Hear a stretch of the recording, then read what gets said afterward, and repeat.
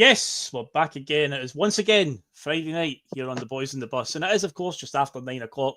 And as I always like to say at this point, you know what that means. It must be time for that Friday feeling. And oh boy, it's going to be an interesting one tonight. International breaks out the way. Obviously, Celtic are back in actions. We've got a game to talk about, but that is not the headlines tonight. The off the field antics are still rumbling on. They've ramped up in the last week. I was expecting tonight, we'll continue talking about that. But the press conference that was 2 weeks in the making, we were all eagerly waiting for it.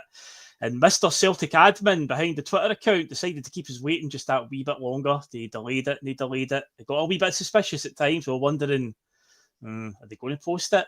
They did in the end, and it wasn't edited. But it was definitely worth the wait, I would say, because I know, Liam, that you love going over a good Brendan quote. Jesus Christ, he's gave us an absolute anthology tonight of quotes for us to go over a lot to get our teeth into tonight. So, first of all, how are you doing tonight, Liam? Good. Welcome back to an international break. Thought Scotland did okay. Steve Clark's still a dinosaur. Jeez, please keep him away from us. Don't ever give us Stevie Clark. That football would get you to.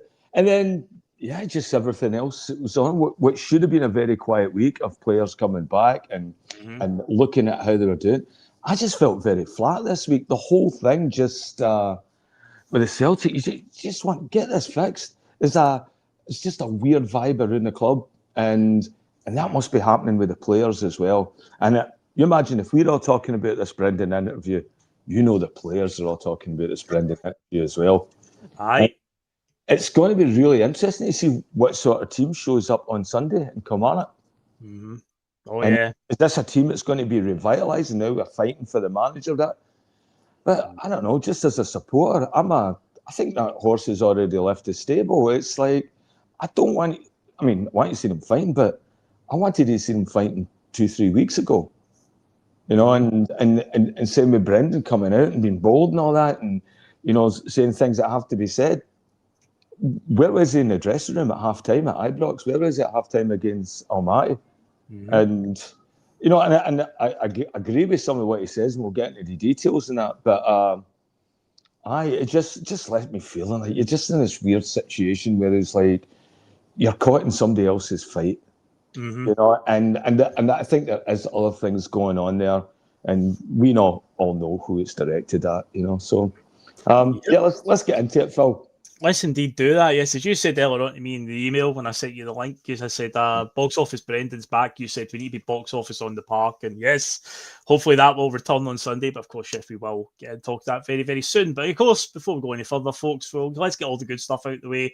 Let's get all that done. So of course, hit the old like button. Again, we've had a massive surge in subscriptions recently and views and whatnot, because Celtic are just giving us lots of things to talk about right now. There's never ever a dull moment when it comes to Celtic Football Club, it seems. Yeah. So they're always providing the content, and we'll always be here to talk about it. Just hit the old like button, help us out there with the algorithms, attraction, all that stuff.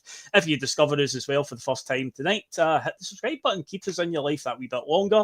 It costs you nothing, and hit the bell notification to be reminded when we are on the road. If you wish to support the channel financially, with a wee $1.99 a month donation, and get a wee Celtic scarf next to your name, and get some exclusive emojis as well and whatnot, and when you're in the chat, then by all means you can do that as well if you wish. There'll be no Patreon content, there'll be nothing hidden behind a paywall, members only content. It's just again to support the channel and help us out with all that stuff. And speaking of the comments, as I like to do on a Friday night, who is here tonight? Who so far has taken their seat on tonight's bus? We have got Ian McIntosh is here, Jim C is here, Jim Dolan, Jerry Burns is here. Who else have we got? We've got Rubber Duck. He is indeed here. David Scullion has rocked up as well. Bill Ricky Boy is here too. So thanks everybody for jumping on so far and get involved in our comments along the way tonight. I'm sure we've all got a lot to say on the current goings on at the club. And you can share the link of this channel far and wide. If you see us on Twitter from our account tweeting something, then hit the old retweet button, spread the awareness of it. And if you do like audio versions of the podcast, if you're not able to sit down live and watch us at the time, and you like to catch up later, there is a link to our SoundCloud website in the description below this video on YouTube. That'll take you there, and you'll be able to get the MP3 version of the show as well. So, yeah, I think that's with all the good stuff out the way. All that said and done, Liam. Then, let's get talking about it, because as I said, it was a press conference that was 2 weeks in the making. Also, we had to have that international break, the end of the transfer window, the drab game at Ibrox. The less said about that. In fact, the less said about 3 out of the last 4 games that we've played, the better. But obviously the game at Ibrox was pish. And then we had to have a strong end to the window. Safe to say we didn't. The manager made a lot of noise about having to do it, and even the club captain had came out a few times and said it. And then, of course, nothing happened there. Everyone went away for the international break. And yeah, it was silence. Then there was the fan movement that began to gain momentum. Open letters, statements from the North Curve Green Brigade, other supporters clubs, votes of no confidence in the board. And I say gaining momentum, 400 plus signatories in the end, I believe, were on it. And I say there still will be more to be added. It wouldn't surprise me if that open letter is still open and can still be added to. And then we got the ridiculous, probably Chat GPT generated statement from the club, which just was filled with jargon and just nonsense, really. Didn't answer any of the 7 questions that I think the North Curve statement had put to them. Didn't address any of that. It was very much we know what we're doing, back off, we know we're the professionals here. And yeah, of course, there was a meeting as well through the week with all the signatories were invited to it on Wednesday about the next steps.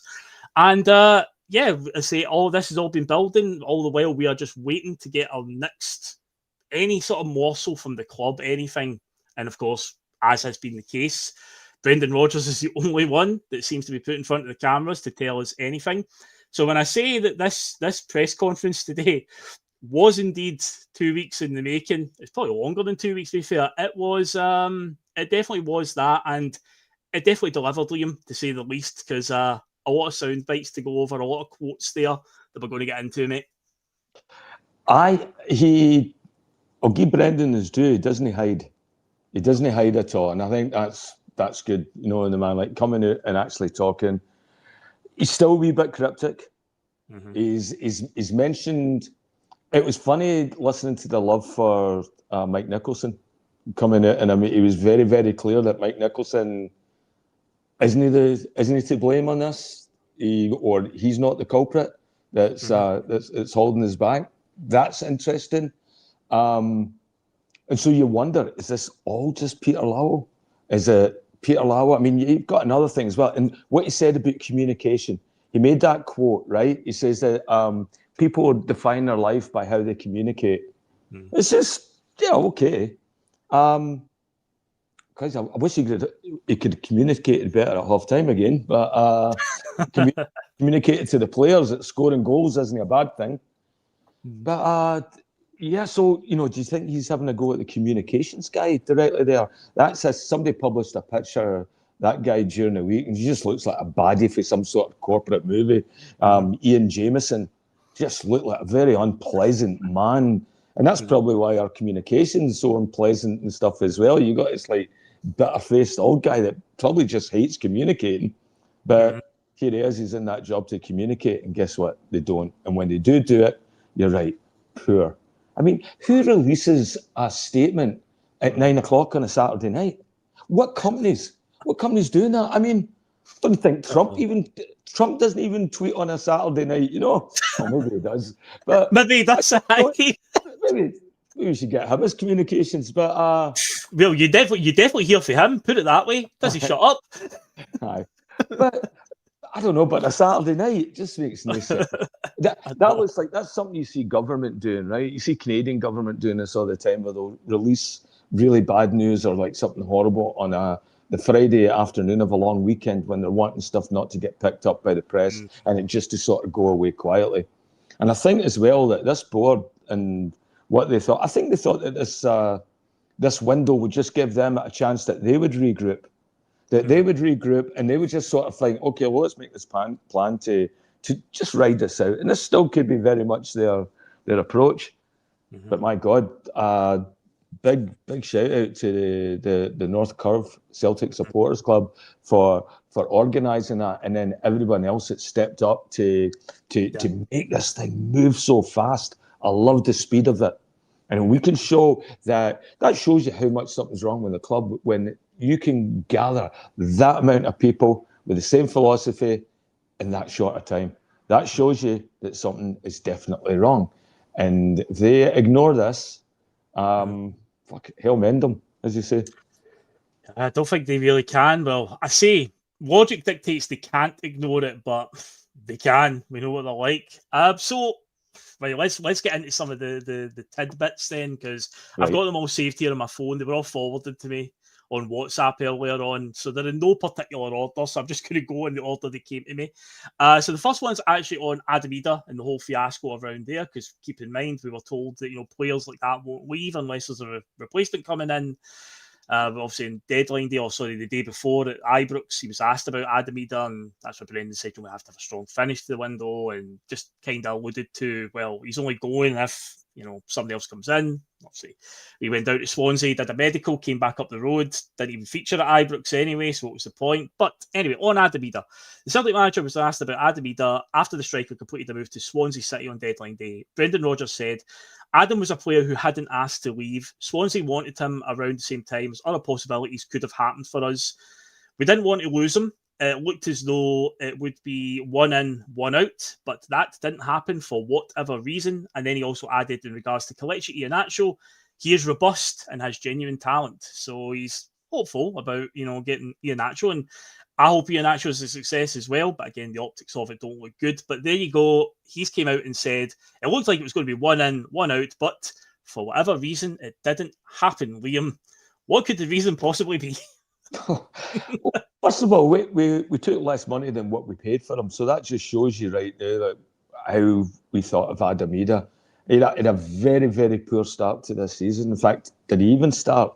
I don't think he did start. I've seen a couple of sclaff shots, things like that, but wasn't like he was getting goals disallowed or like you see that he was working on his game. It just looked like style of football that we were playing didn't suit him at all. Brendan's comments, Swansea wanted him. It must really irk him watching a team that just wants someone, identify him and go out and get him. Get it done. Aye. I mean, honestly, you should be taking notes and just figure out how did you do that? Because we need to take note of that desperately. We can't get a player in to save ourselves right now. Yeah, the Maeda not wanting to go thing, I'm not sure of that. He was getting a lot of abuse with the fans, and we were one of them as well. I think a few of us in this podcast as well had a right go, me included. Terry said he never wanted to see him in a Celtic shirt ever again, and his last action in a Celtic shirt was missing a penalty in a crucial Champions League game. So, I think JD Sports are going to make Maeda mannequins just to annoy Terry. I think so. There's also an added story again. It's one of these, you hear it through WhatsApp and whatnot, that apparently Maeda was told on the way to Cairo, on the way to Almaty, that a bid had been accepted from Swansea and he was going to be leaving. So that player is playing or even featured in the game against Almaty, knowing Amovsky anyway, then misses a penalty. I don't think he missed it on purpose, but his head definitely wouldn't have been in the right place for that one. So, yeah. But I say he added about Iheanacho. I find it funny he used the word robust. There's definitely, I think a few fans are definitely, although to be fair, he's actually nowhere near.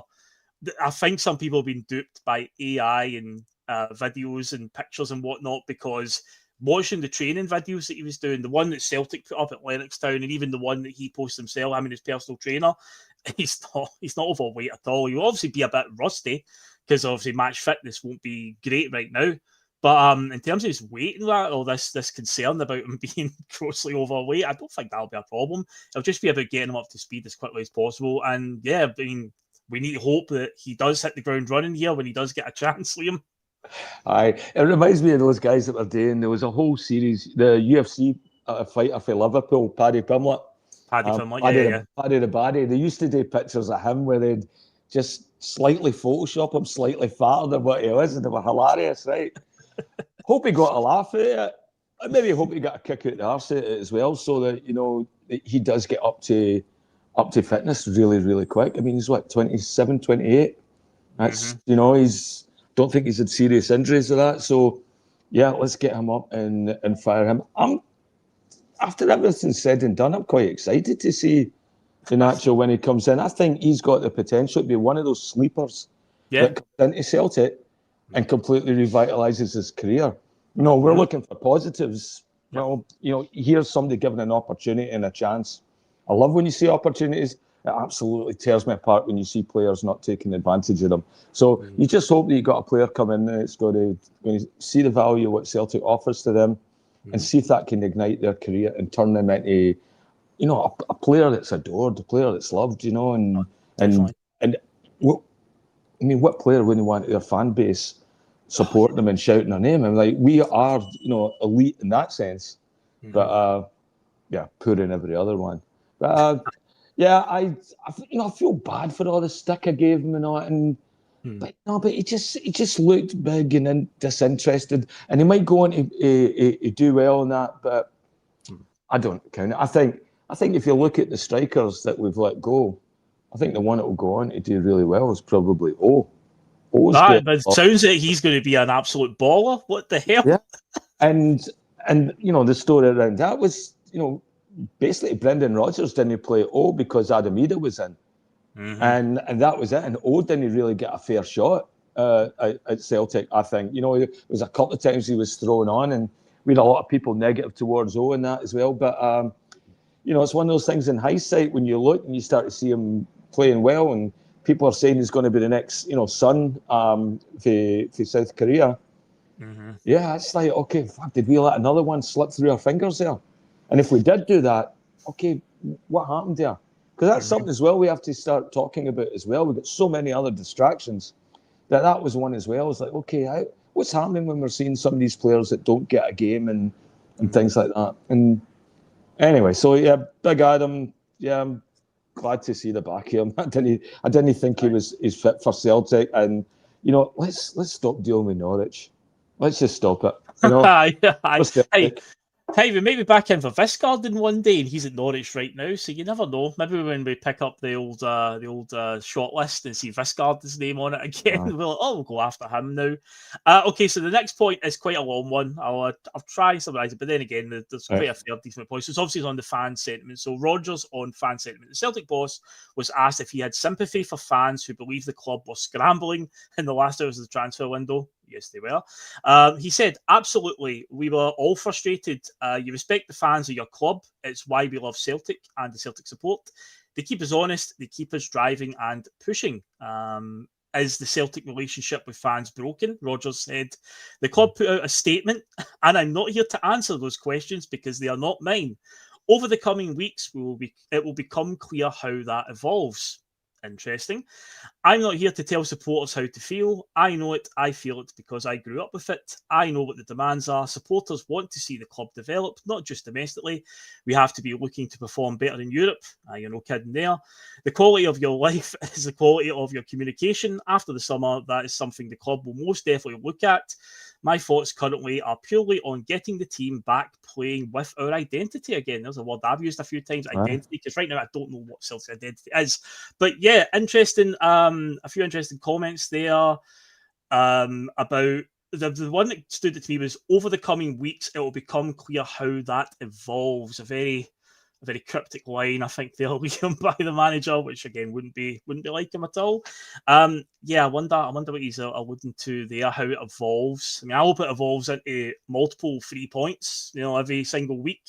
And before the end of the year results in us picking up the League Cup and having a decent show of it in the Europa League. That's how I hope it evolves. But that's a bit ominous, that one, that line for me, Liam. Well, it is. I mean, he's going to have to count on a lot of players to show up that haven't really had great seasons before, or people that are very unknown to just sort of come up and take a place in the side for him to do that. But going back to his comments and that, it seems a lot different than what he was saying 2 weeks ago.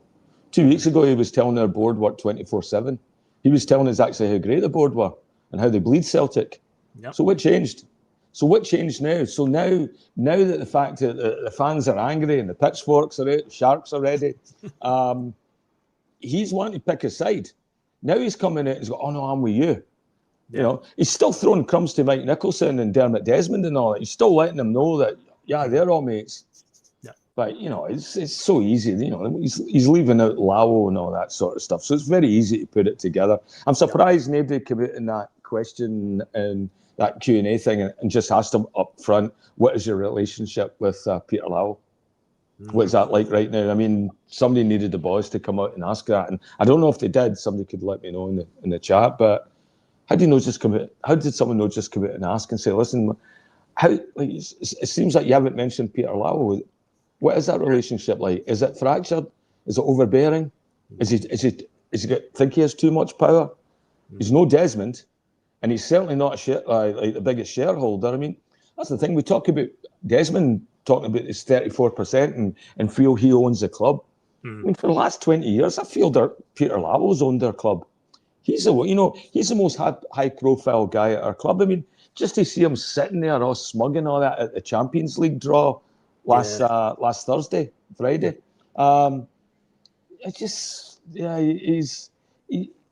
I can't wait to see the back of him. But somehow, those sort of thick necks, those sort of, you just can't embarrass him. He's got no self-awareness. And, I mean, and I think he thinks he's doing a great job.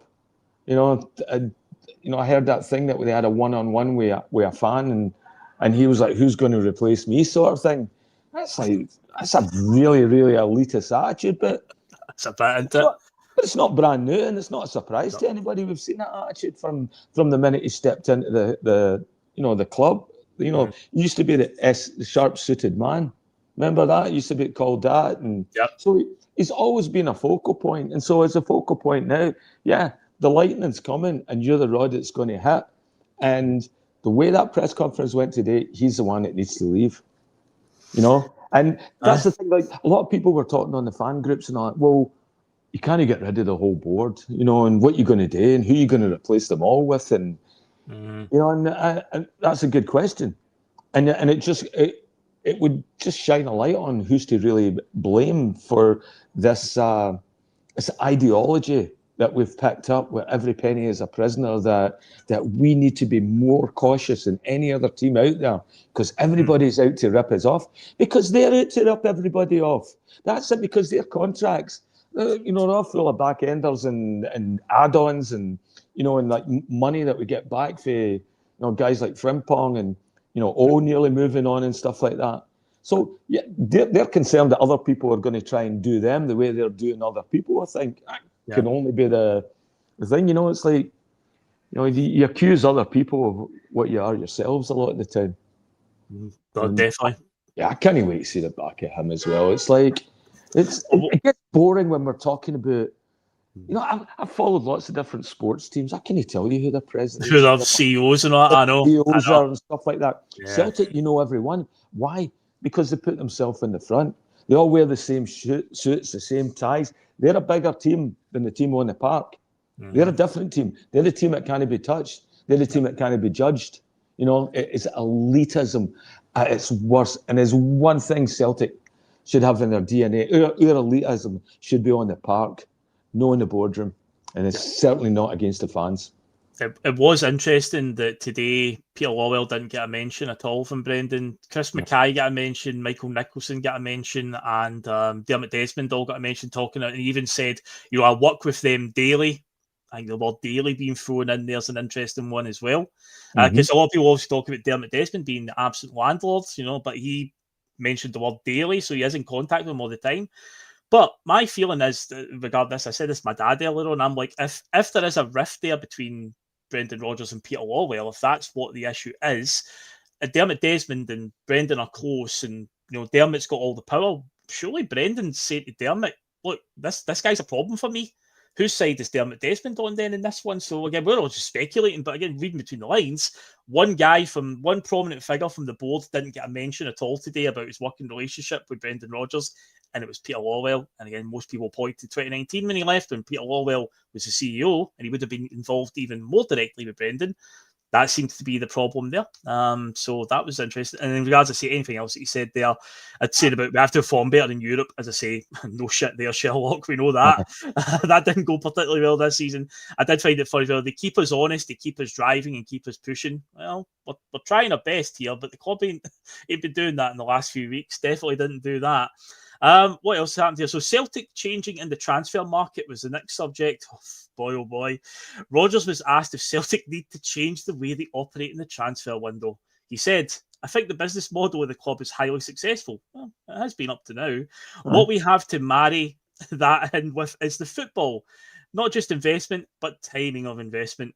It was clear what we needed, and we needed it early. We had those qualifying games. Summer of 2025 was a crucial window for us to get players in, to be ready for those games, and we weren't ready. Yeah, again, stating the obvious. That made me leave the last time. This time, I won't do that. 100%. I said 150% a few weeks ago that I won't do that. I didn't make me feel like walking away. I just felt empty, if I'm honest. He felt empty. But everything he said there, again, you're not telling us anything new. A lot of it's the same things he's been saying during the window. Even the captains came out and said, I know, but we need extra bodies in, we need reinforcements. So he hasn't saying anything new there, but he felt empty was his but he didn't come across like his body language today wasn't like a defeated man. He did seem to have a bit of a fire about him now, and I hope he is. I hope he is box office Brendan, and I hope he is determined because we're going to need it. This is our team now through until the January window at least. Will they change it in January? We'll wait and see. But this is the team we've got to get behind. So Brendan has to be at his best here to pull something from this team. But yeah, that was his take on the current transfer strategy. What do you think of that, Liam? Yeah, I mean, that's when my bullshit detector goes off with Brendan as well. He's not saying anything we don't know. I hate when he goes and he starts simplifying the role of a manager and things like that. And like, Brendan, we all watch football. We know how it works. We've had plenty of managers. We've seen them, you know. But it was one of his more sincere press conferences. Like, I didn't feel the bullshit was as strong as it usually is, you know, when everybody's getting pats in the back and that. But yeah, I don't know. I just think it's too much too late. I would have preferred that we had these conversations 2 weeks before the transfer window shut, you know, and I know we were having, but, you know, there's so many people just wait and see last minute. This could all turn around. It doesn't. And it just leaves everybody being in that horrible I told you so thing, but there's nothing you can do about it. The thing that's going to be interesting, Phil, and I don't know anything about this, maybe you or somebody in the chat will know, who would make the decision. So if you look at the stuff that's come, all the decisions from the fan groups and all that about, you know, the board have to go and certain members of the board have to go, who makes that decision? Is that Dermot or is that the CEO? CEO kind of himself. As far as I know, whatever Dermot wants to do, that's what they've got to do. So I guess he is the one in charge because he is like the majority shareholder, and it's not even just the 34% that he owns. I believe there's a company as well that own equates to about 20%, and he is part of that company. So it's kind of like a backdoor way for him to actually have over 50% control. But as far as I know, it's what Dermot says goes, even though Peter Lawler is the chairman of the board, and you would assume that is the highest ranking position, but apparently it's the majority shareholder. So whatever Dermot says goes. So that's as far as I know. He's got the final say in pretty much everything. Well, if there's any flies in the walls in the golf course, anyway, you know, good hearing and that, it'd be great to just see if this has even affected him or it's showed up on his radar. If he's talking to Brendan every day, he must know the dissatisfaction with Brendan. I mean, and the playing squad as well. I mean, you're getting guys pulled back and getting promised things, and people like Maeda, like supposedly clearing out the locker and that, and then coming back up. You know, Ida coming back up the road again. You know, a lot of players that we've been offered money for, and they've stayed because we haven't, not because we value them, it's because we can't find the recruitment to replace them. How sad is that? That's crazy in this day and age. So, yeah, I just want to see something happen. It can't go on like this because what I really hoped going into the season is when it'd be about Brendan. And right now it's starting to shape where a lot of this is about Brendan. You know, the contract. That was interesting as well. Did you bring it that Oh, one? that's us here. As I say, I've got quite a lot from the meeting. Somebody's took the time to send me all the quotes. Also, a few people in the chat are pointing out about angry Brendan is a good Brendan, because remember in 2023 when we had that moment when he got interviewed by Jane Lewis on BBC Scotland, and he said something at the end of the interview about Good Girl, and then people tried to cancel him and said he was being patronising and sexist and whatnot. And yeah, it just kind of blew up for there. And then we went on a mad run from there at the end of the season and just didn't lose a game. So maybe as people said in the chat, we need James Lewis to interview him again. Maybe that'll fire him up. But he did have a bit of vibrancy about him today. So the next point that came in from our WhatsApp chat was asked if he was open to staying in the right circumstances. He added 100%. I guaranteed I would do at least 3 years. And if going forward, if I do get offered a deal, there does have to be conditions in that allow me to work to the best I can. I wonder who's sending a message to there, Liam. I think, again, that is to certain members of the board. I think the conditions are maybe this certain person needs to be gone and not looking over my shoulder all the time, perhaps. But that's what I read there as a case of, it's not just, oh, you just need to give me the money to back me. I think there's more to it, and I think he wants certain people removed so that he will stay if he does. But I think he will be gone at the end of the season. But he has put out there that he is open to staying, but conditions are to it. Maybe he's holding the board to ransom. Maybe that's what he's trying to do. He's trying to force change because he's on our side now. Remember, William, he's with us now. So maybe he's trying to force change that way. Yeah, I don't know. Rodgers his application of how he shows things to me is just beggars belief. The way he's treated in Amura, Japanese fullback. So Brendan isn't innocent in this as well. He's played his part. Like what I don't like about Brendan is like sometimes he does one of the, late in the game you get a guy a ball for a throw in and he drops it. You hand it to him again and he's still dropping it. Sometimes that's what it's like when you hand Brendan players. He's like, oh, I'm not looking at them. They're not the ones I wanted. And you can get that as well too. But your job is to win games of football and stuff like that, and show the fans that, okay, this stuff isn't affecting you. And I think it has. I think he's played some. I don't know. Like he just didn't have it. His team just haven't seemed up for those games. We've had 3-0 each games. That's crazy. That's not something that's part of our DNA either. We're free flowing. High scoring Glasgow Celtic, as that guy used to say on State of Mind. Oh, the free flowing, never boring, high scoring Glasgow Celtic. Tony Haggerty said that. Yeah. And that's what I always thought we were, and that's why I watch Celtic. I want to see that sort of game playing, and we've not seen that. So, the horseshoe of death, that we still have, is that Brendan? Because the last game he came out and he's sort of like, I don't know how that happened. What do you mean you don't know how that happened? That was the quote that PLZ Soccer put on Twitter. It was after the game at Ibrox. He said, that's not the way I want them to play, or not the way Celtic play. And it's like, well, either you've just thrown all the players under the bus by saying they're all going against you, or you are telling them to play that way. Something's happening. Or is it Callum McGregor is purely dictating play on the park? A lot of people are pointing out how McGregor always shows for the ball and he's always the first one to pass it back and pass it sideways. Yeah. Again, is it like, so that's the issue here. So it's like, who's telling the truth in that one? Yeah, I watched McGregor's press conference. Did you watch that as well? I've not seen that one yet. No, it was all about Brendan's presser for me. I didn't even watch McGregor's. Is it worth anything? Anything interesting in there? No, McGregor, he's playing crisps. He's just... I know.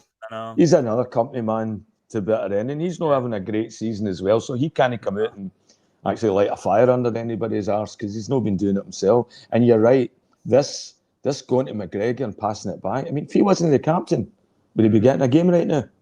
No, not really on the current form. No, I think you've got to. I know he's as a captain, but again, we talked about what happened to Scott Brown in the COVID season, where it was to the detriment of the team eventually because he was clearly reaching that point where he was done, and he was still playing. McGregor right now, for whatever reason, is just not really playing at his best. But the whole team have been a bit rubbish. But he is involved in pretty much every single play because the way we play, everything has to go through him.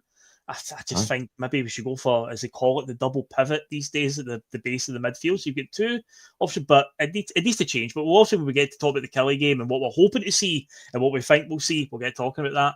So obviously one of the most juiciest bits that came up was obviously about the story that went into the Sun newspaper.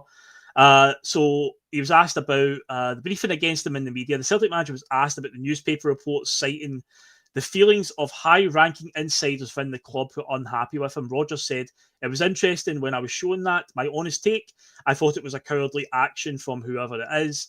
Was I surprised by it? Not really. I was briefed upon that the last time I was here when I left, and now that I've come back." And obviously he added to that as well when somebody asked him, do you think that the club should do an investigation, and when they find out who it is, should they resign?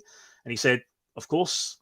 But again, no names mentioned. And then somebody else did ask, and this again is where Brendan goes all cryptic, Liam, because again, I know you love these quotes from him.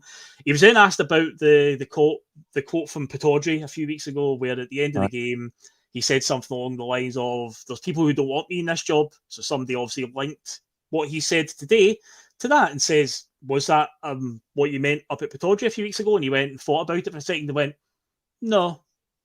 And it was like, you clearly did. Come on. Like, honestly. Did you not see the wee wink at the end of that?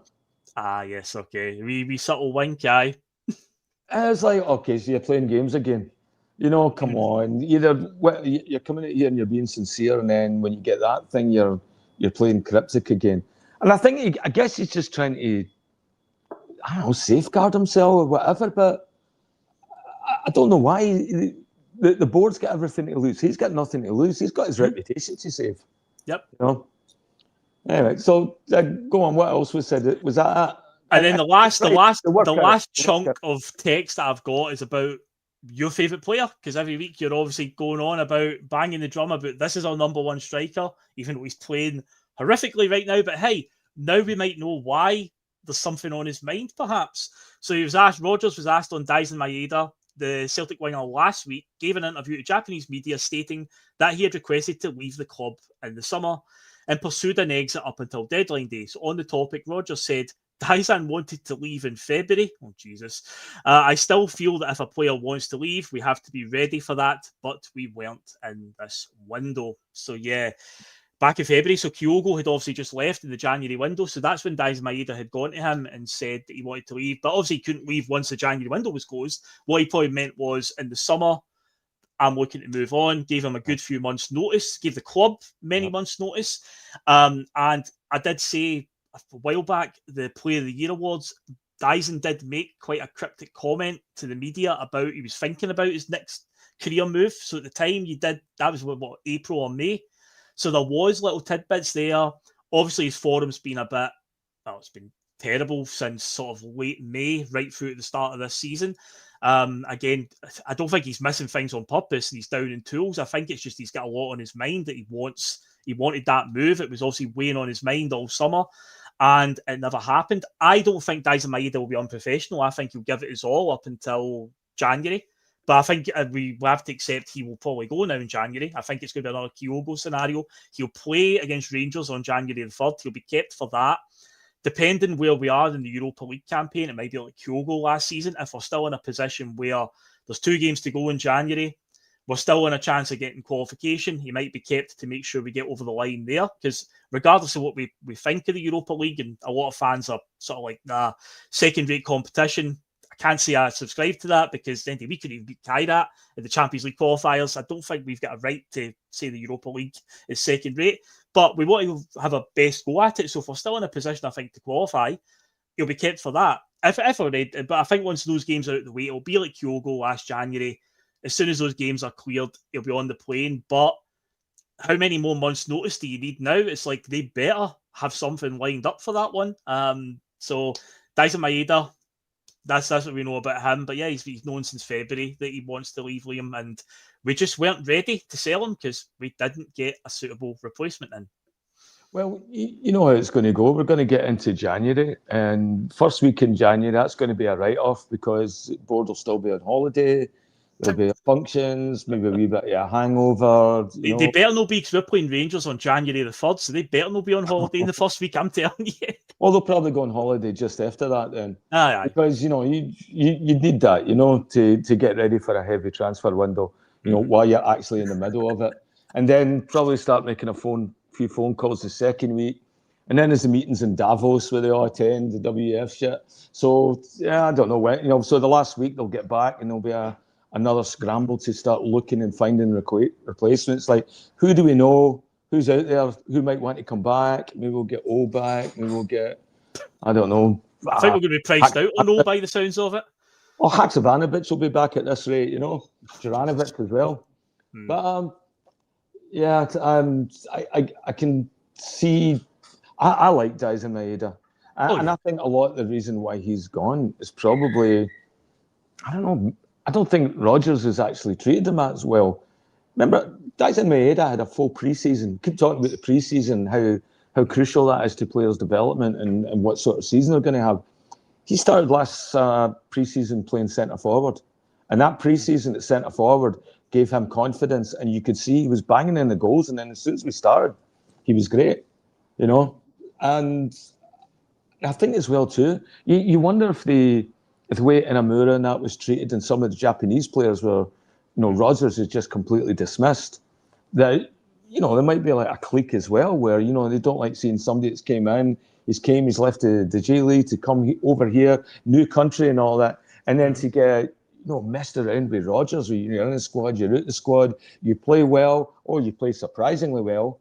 But all of a sudden, but I can't trust him against Yarmi Lamal or Lamal Yarmi. And it's, you're not playing against them in the Champions League. So why wouldn't you just name him for the Europa League, knowing that we don't have any cover back there? But, it's interesting to see what's going to happen there. Definitely. Well, quickly before we move on to the next bit, 420 somewhere, his membership for a month. He's got his Celtic scarf next to his name. Then you can have your Celtic scarf next to you as well on the YouTube one. But thank you very much, 420 somewhere. Oh, he's also gifted a membership as well. Thank you again very much. Somebody will pick that up. As we've been going along as well for the last few minutes, San Fran Celtic has been counting up the way. He said 100% Liam. Then he said 200% Liam. He's now saying 300% Liam. So he really agrees with you. He really agrees 3 times. There you go. Dan Brad's cool as fuck. David Scullion, naughty. He says, get Taylor back, Liam, huh? No, Taylor. Well, yeah, I think Callum McGregor misses him.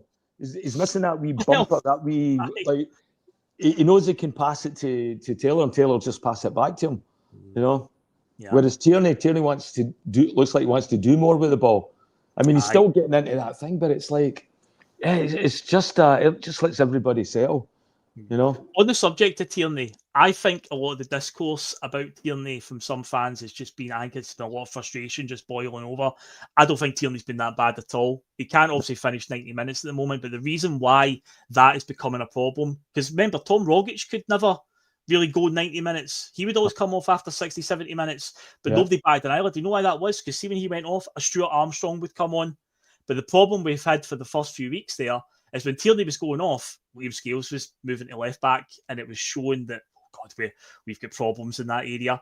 Now, hopefully, Sirachi is a good shout. They've only seen him briefly in the game against Rangers.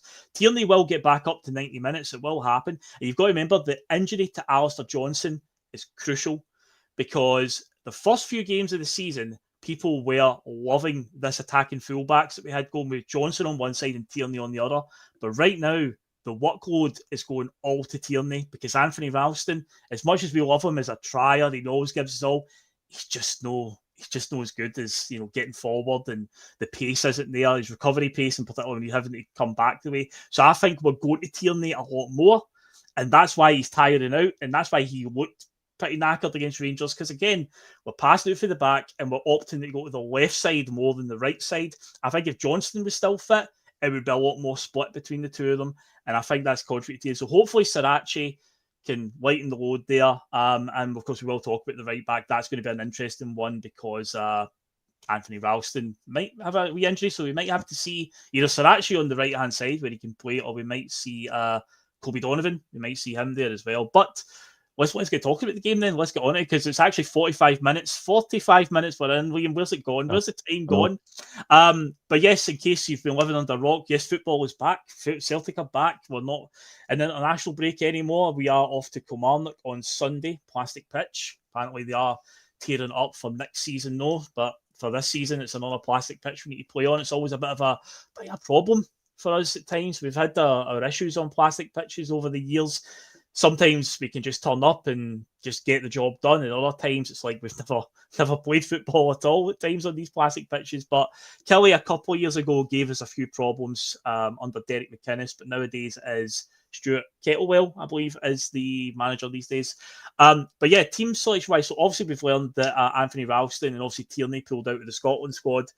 I think Tierney was, even though it was put down as an injury, I think it was just to protect his fitness, really, overall. Probably a slight knock, but I think there was a method in the madness there that it was like, yeah, he's struggling to complete 60 minutes right now, so it's probably best that he stays with Celtic and works with Sports Science. But the right back position, as I just said there, Ralston has got an injury. For me, I honestly would play Donovan. I think from what I've seen of him, I think he's got something to him. I think there is a player there to be had. But again, you're only going to see it best the more game time he gets. You know, it's like we talk about how our academy isn't producing anyone, and we know the risks of playing. You know, you don't in a position of Celtic. You know, with the how intense the title fight is with Rangers. The idea of can really Rangers win the title. If you play too many youngsters and you drop points, people are going to point fingers at that. But I think from what I've seen from Donovan briefly, I think he's got something there.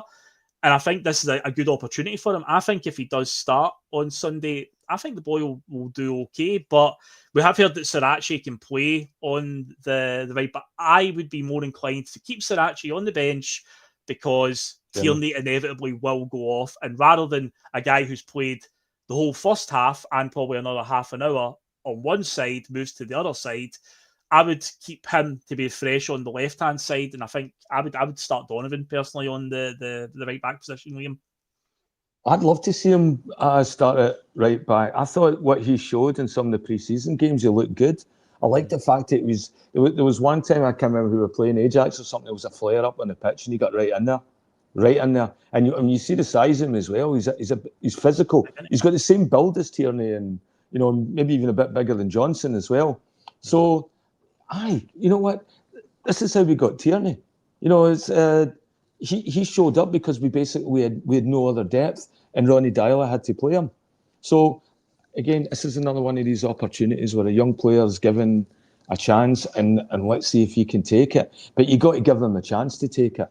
Let's see what he's like. So, Kilmarnock, all right, that's a good team for, you know, he should be able. This isn't like throwing him into the deep end against like PSG, like Tony Ralston was. This is him playing against, similar level players is probably what he's played with before, right? And growing up, Scottish boys he's probably been played against.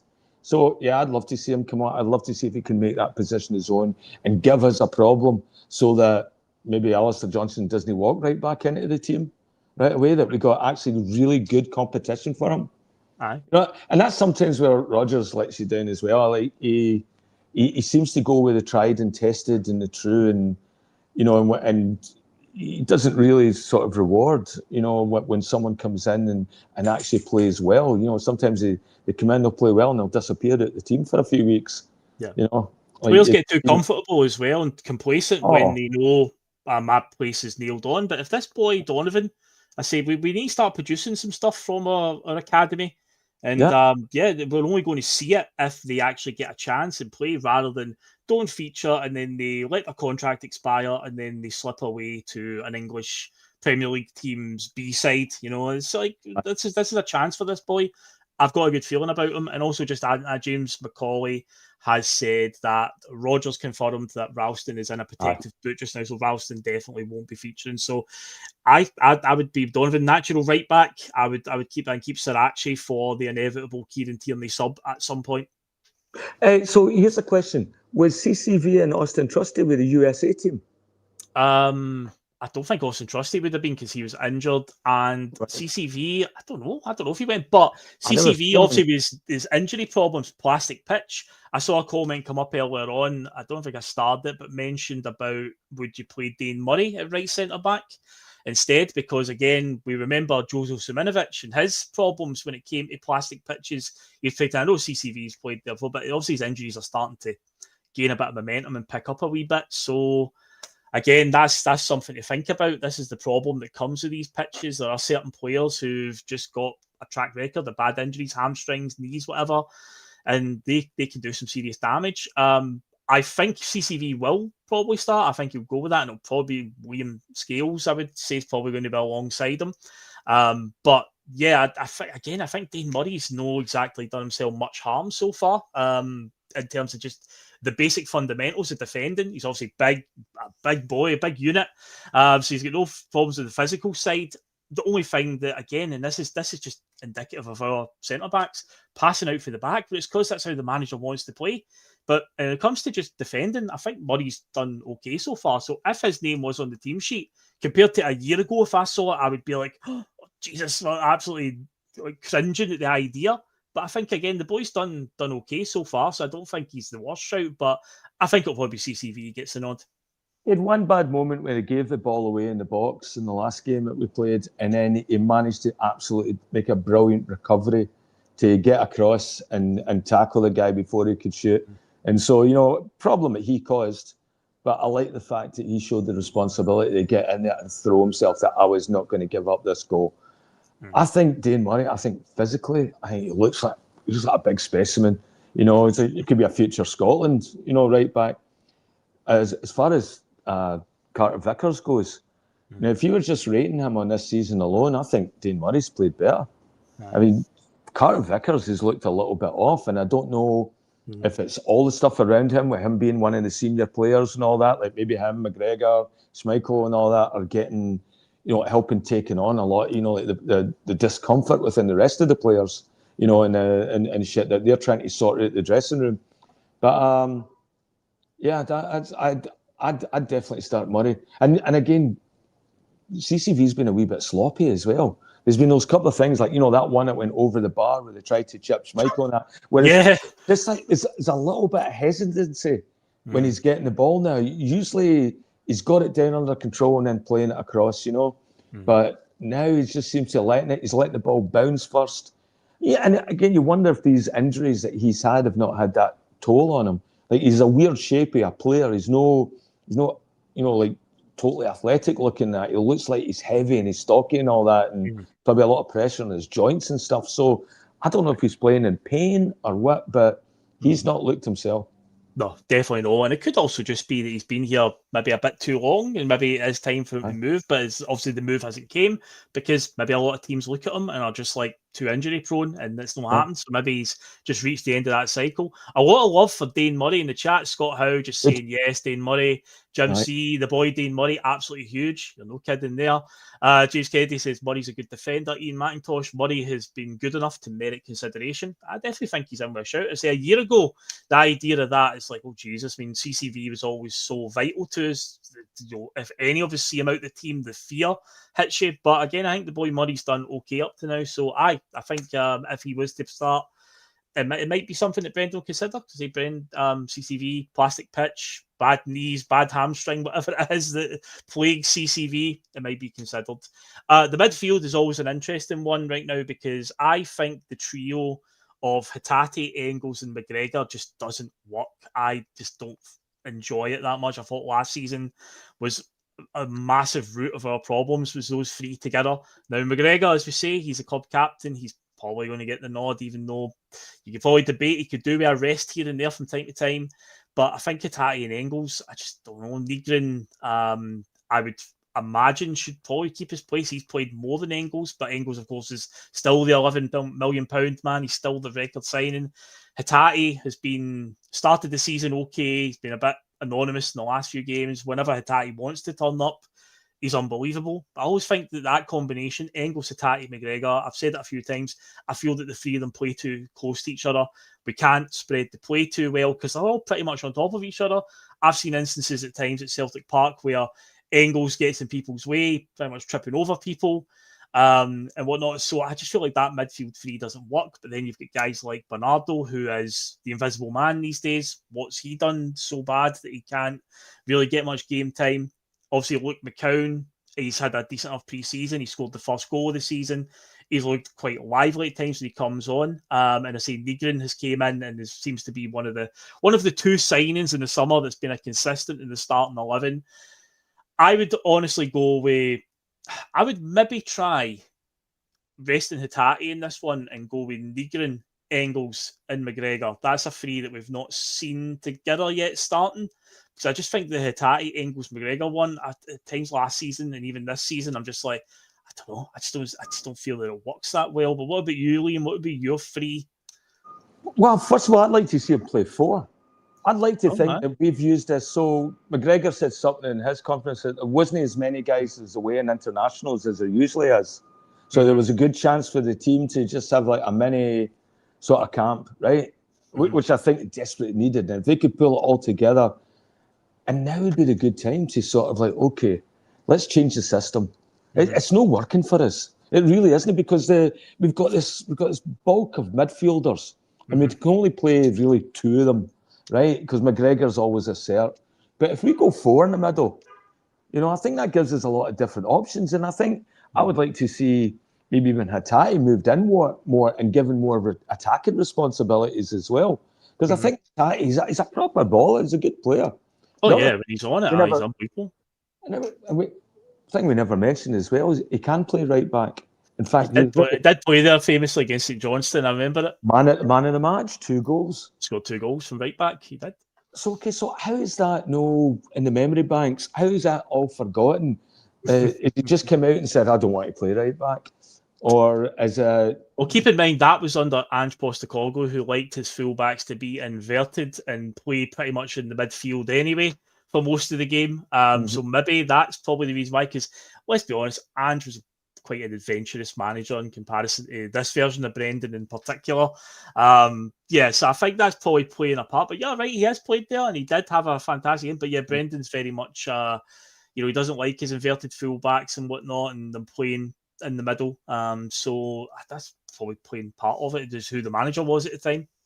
And, and if Engels does come in, I don't think he got a call-up for Belgium this time. No, he didn't. No. Raskin did, scored. But and I'm hoping that's the sort of stuff that lights a fire under his arse as well. And it's like, okay, well, exactly, what are you doing here? What are you doing? Because it seems like a lot of games are passing you by. So what is it? If everybody says he's got all the technical gifts and physical gifts and needs to be a great player, where's it stopping? Is it in the head? Like, who's talking to this boy? Who's talking to him through a game? Is it Callum? Is it CCV? CCV doesn't look too loud. Johnson shouts, but it's just mere rah-rah, right? It's like Charlie Hustle, typical Canadian. Let's go, guys. That sort of stuff. But, I don't know. I'd like to see Bernardo get a game. A few shouts in the chat for Bernardo, and again, the mystery man, because we talk about the physical attributes that he's got. He seems to tick the boxes of what you're looking for at the base of a midfield. A guy that will break up play because he's big and physical and win the ball back and then just simply pass it to get the ball forward. But yeah, he is the invisible man right now.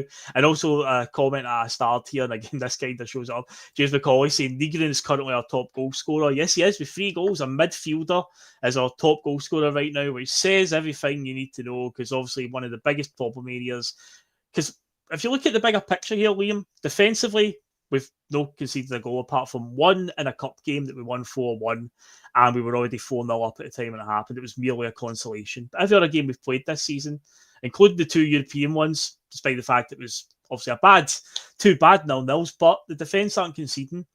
So they're doing their job, you could effectively say. The problem seems to fall apart when we get the ball into midfield and then move up to the final third, and it's just not clicked. Maeda's obviously looked miles off it. We've had to rely on 34-year-old James Forrest at this stage in 2025. Yang, who was halfway out the door. In fact, he was completely out the door on deadline day, all the way down to Birmingham, just to come back. As the story went, Michael Nicholson wasn't answering his phone calls. Whether that's true or it's one of these WhatsApp rumours doing the rounds. But then again, when you hear some of the stories that have been doing the rounds, you can't rule it out. And we've had obviously Jota's injured. Balakisha, we chased all summer and eventually got him in the last week of the window. And then on the last day of the window, in comes Tenekti. We don't know anything about Tenekti. We haven't watched him yet.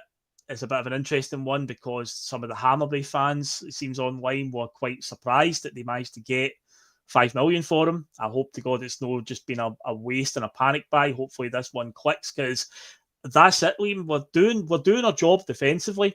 It's just in the final third, we just look like we're lacking goals. So he's got a lot to think about with this front three on Sunday. I don't think Iheanacho will start because, again, just match fitness. I think he'll be on the bench. So I think we will see him at some point. I think Maeda will still go through the middle. But I think it'll be Balakisha. This is the thing. They all seem to be left wingers. The right wing, Tenekti and Balakisha has been mentioned. They have played there. But one of them, I think, is going to have to play there. I say just go with Tenekti, Balakisha, and Maeda as the front three.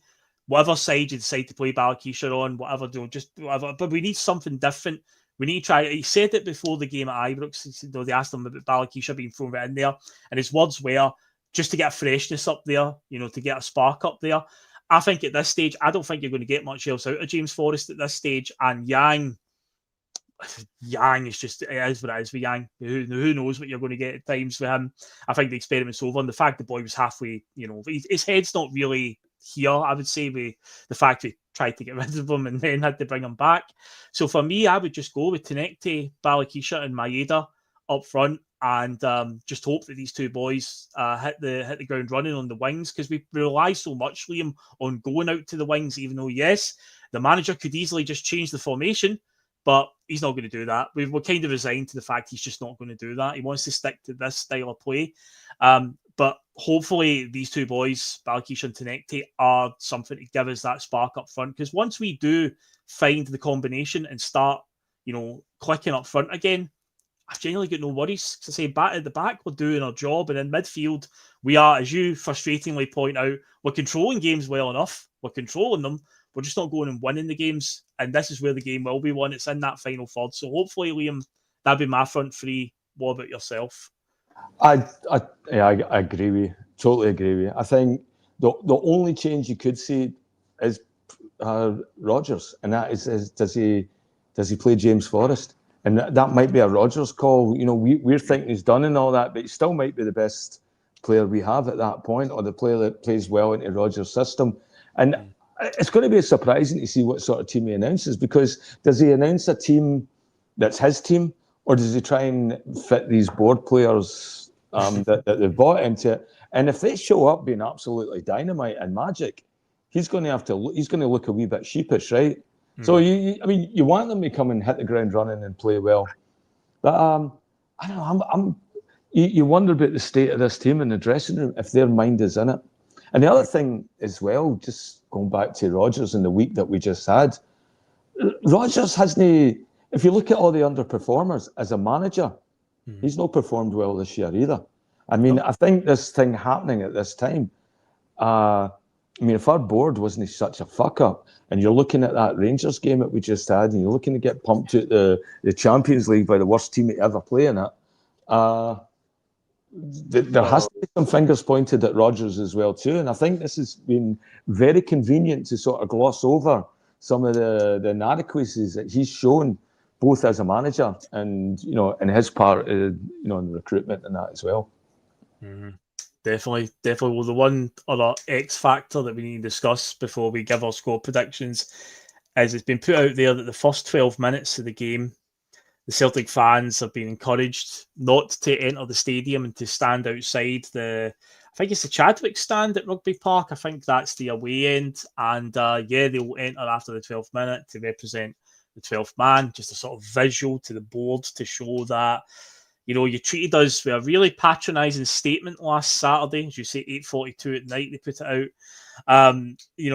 They just treated us like idiots. And it's like, we're important to this club. The club need us. Hey, we saw in the COVID season, what did we keep pointing to? One of the reasons why we fell apart, because we didn't have fans in the stadium was a huge factor for us. So they're also going to have a 12-minute protest. This will be the first, I think, of many going forward. There are different ways that they're going to, send a message clear to the board. The next home game isn't until the end of the month, so who knows what it will be like come then. But yeah, obviously there's a fine line between back the team, sack the board. 12 minutes, I think. We should. The statement that the Green Brigade put out, the North Curve said, once the fans are in, they will 100% be backing the team exactly how they normally do. I think all the songs that they'll chant, I don't think they will chant anything about sack the board. I think it'll just be a visual protest. It won't be an audible protest in any way. I think it'll just be that message says it all, just for the fans not being there. But once they come in, they'll get behind them. I just hope to God we start quickly, though, Liam, because as we've seen with this Celtic team in recent times, if we do start pretty slow, it could be a bit of a slog. And we don't want the fans coming in after 12 minutes to find out that we're 1-0 down to Killie or something at that point. We don't want that to happen. But that is obviously one of the big stories going on this weekend. A lot of fans are more intrigued to see how all that plays out than how the actual football plays out. That's how bad it's been to watch Celtic in the last month. But how do you see that going? And do you agree with the first move that they've went with? Yeah, I mean, I do. I mean, I don't know if I'd spend the first 12 minutes of the game outside the pub. I'd still want to see it as a fan and all that. But for the fans to travel all that way to Rugby Park and then make that, I mean, the narrative, it sort of works, but it's simplistic, right? The 12th minute, the 12th man, football without fans is nothing. Yeah, that does a nice story, but does it really send a message to the board? I don't think so. I don't know. I think that message is. I don't think it's strong enough to really get them. I think what we need to do is that I think you go to their place of work. I think you have to sort of just like, when they come in and out the parking lot and stuff like that for their daily, I think that's when you have to let it be known. Let them know that every day that their silence has caused our rage, that we are, that's what it is. And, and I hope Mike Nicholson's not getting out of this scot-free as well, because Brendan's, done so well to sort of protect him and all that.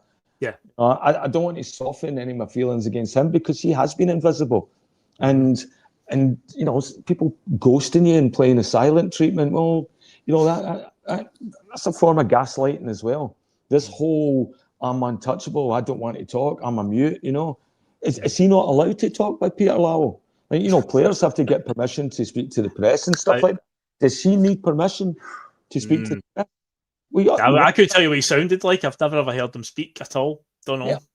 I've only seen pictures of him, and he always looks like he's just been eating red sweeties, That one where he's standing with his arms crossed like that, looking dead formidable.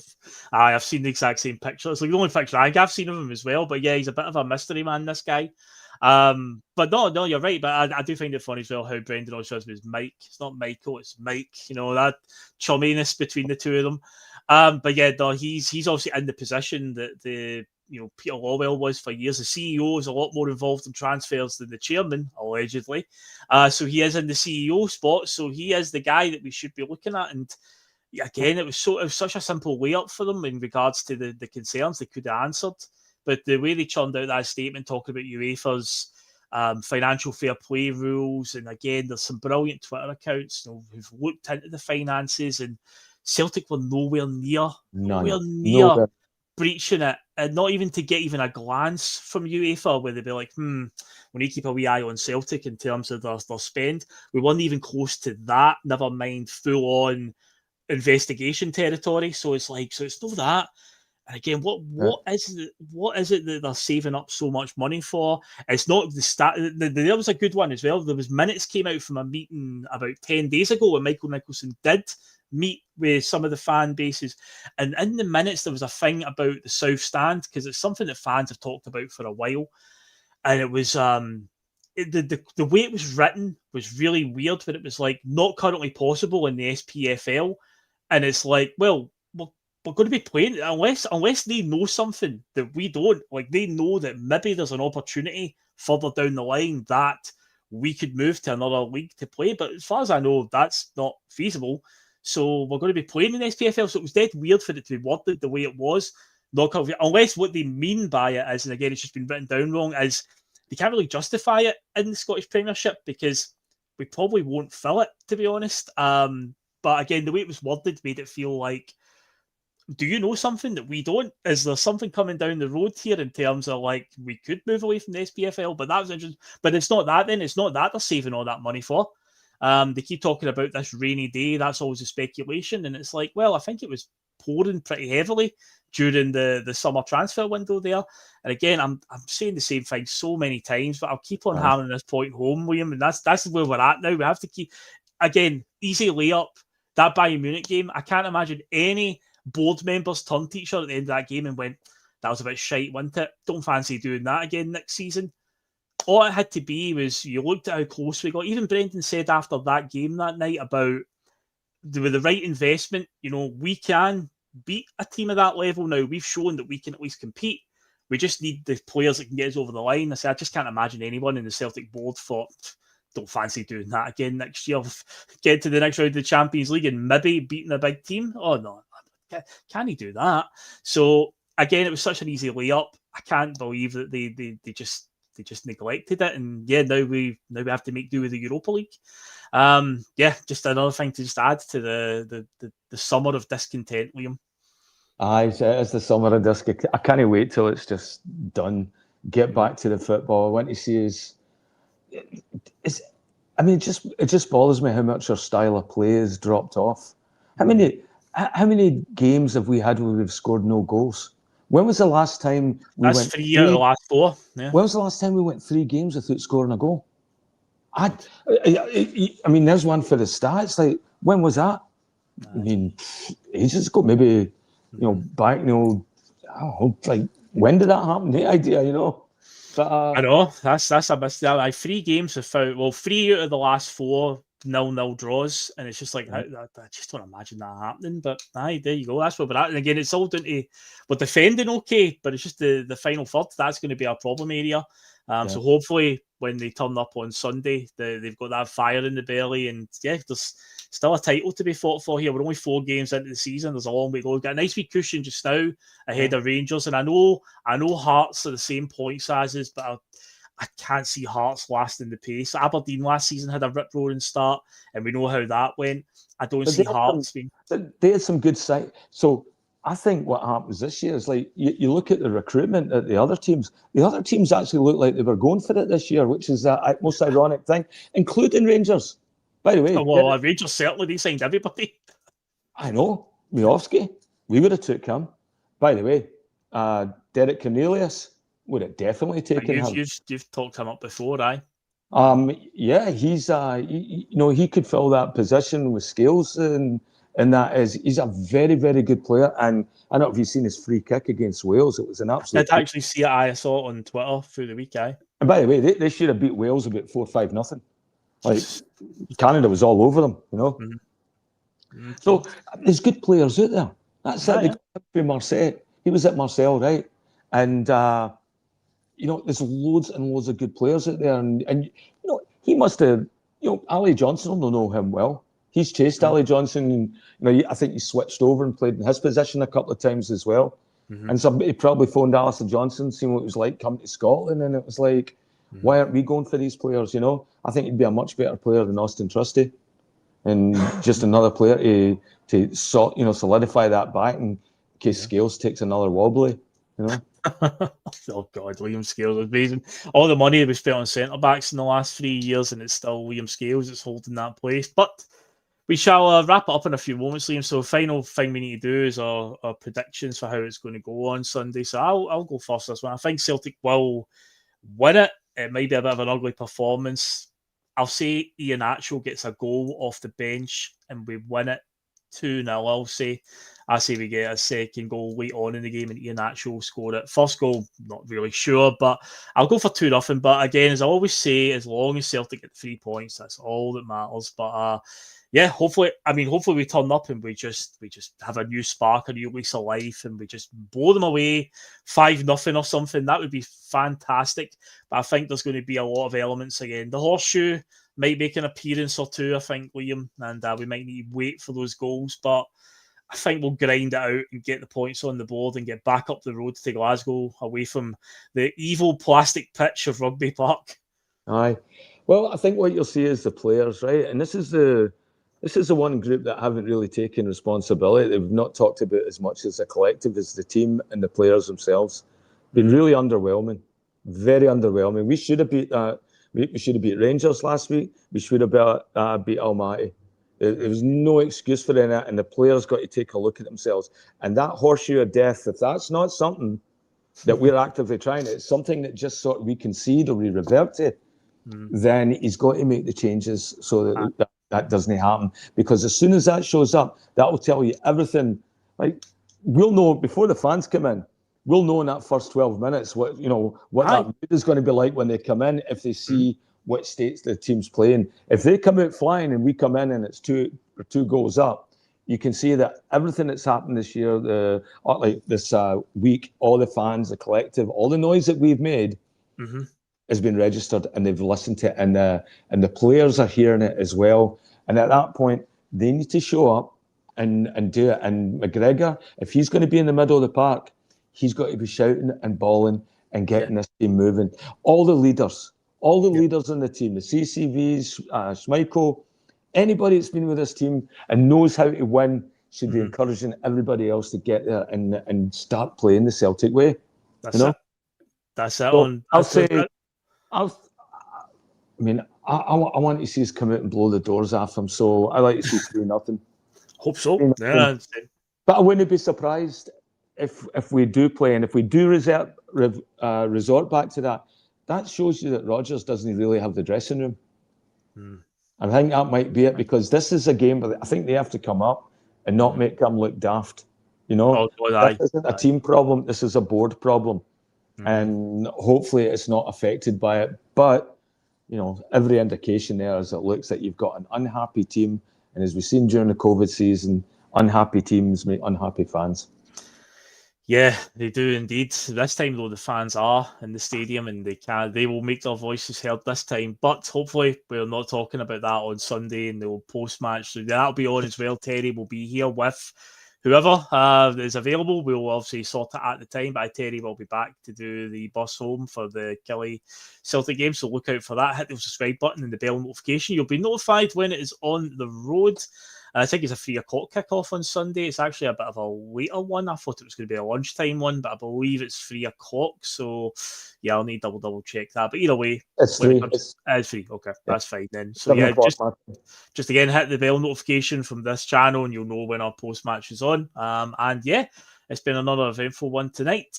So, yeah, we'll head off now. That's an hour and 20 we're coming up to. So, thanks everyone for choosing us this fine Friday evening and watching us. Enjoy your Saturday, and enjoy the game on Sunday. Hopefully Celtic are now back and they can start to find their rhythm, and Iheanacho is going to score a barrel load of goals this season. He's going to lead us to glory, and Tenecte and Balakisha are going to absolutely smash it, and it's going to be all fine and dandy. But yes, off we go into the ether now, and we'll catch you on the next one, guys. We'll see you later. Cheers.